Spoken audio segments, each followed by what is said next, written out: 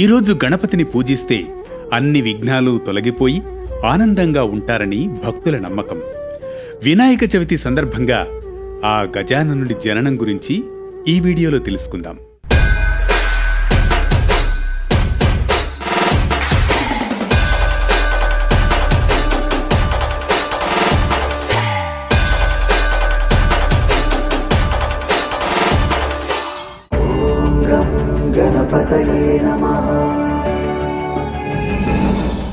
పూర్వం గజాసురుడు అనే రాక్షసుడు తపస్సు చేసి శివుణ్ణి మెప్పిస్తాడు. దాంతో శివుడు ప్రత్యక్షమై వరం కోరుకోమని చెబుతాడు. అప్పుడు గజాసురుడు తనను ఎవ్వరూ వధించలేని శక్తినివ్వాలని, తన ఉదరంలోనే శివుడు నివసించాలని కోరుతాడు. ఇచ్చిన మాట ప్రకారం శివుడు ఆ కోరిక నెరవేరుస్తాడు. భర్త పరిస్థితి తెలిసి బాధపడిన పార్వతీదేవి తన పతిని విడిపించాలని విష్ణువును కోరుతుంది. అప్పుడు శ్రీ మహావిష్ణువు గంగిరెద్దును ఆడించే వేషంలో వెళ్లి గజాసురుణ్ణి మెప్పించి శివుణ్ణి తీసుకుని కైలాసానికి బయలుదేరుతాడు.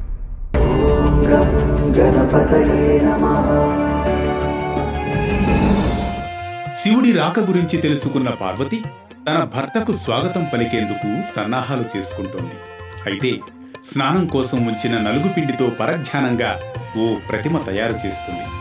ఆ ప్రతిమ చూడముచ్చటగా కనిపించడంతో తన తండ్రి పర్వతరాజు ఉపదేశించిన మంత్రాన్ని ఉపయోగించి ఆ ప్రతిమకు ప్రాణం పోస్తుంది.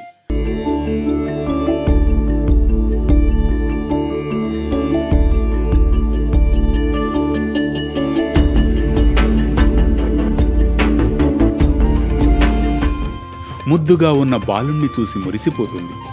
ఆ బాలుణ్ణి కాపలాగా ఉంచి పార్వతీదేవి స్నానానికి వెళుతుంది. అయితే అప్పుడే వచ్చిన శివుణ్ణి ఆ బాలుడు అడ్డగిస్తాడు. లోపలికి పోనివ్వనని నిలువరిస్తాడు. తన మందిరంలోకి తనను వెళ్లనివ్వకపోవడంతో కోపోద్రిక్తుడవుతాడు శివుడు. అంతే ఆ బాలుడి శిరస్సును ఖండిస్తాడు.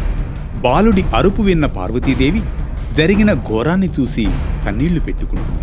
దీంతో శివుడు గజముఖుడి శిరస్సును తెప్పించి ఆ బాలుడికి అతికించి ప్రాణం పోసి గజాననుడు అని నామకరణం చేస్తాడు.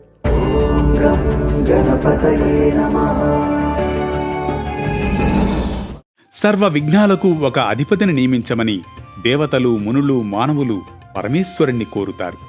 ఈ విషయంలో వినాయకుడికి కుమారస్వామికి పోటీ అవుతుంది.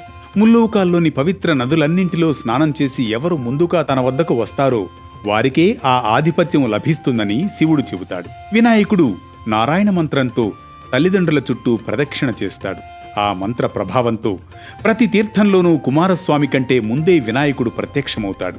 ఆ విధంగా 3 కోట్ల నదుల్లో వినాయకుడే ముందుగా స్నానమాచరించడం చూసిన కుమారస్వామి కైలాసానికి వెళ్లి మహిమాన్వితుడైన వినాయకుడికే ఆధిపత్యం ఇవ్వమని తండ్రిని కోరుతాడు. ఆ విధంగా వినాయకుడు విఘ్నాలకు అధిపతి అవుతాడు.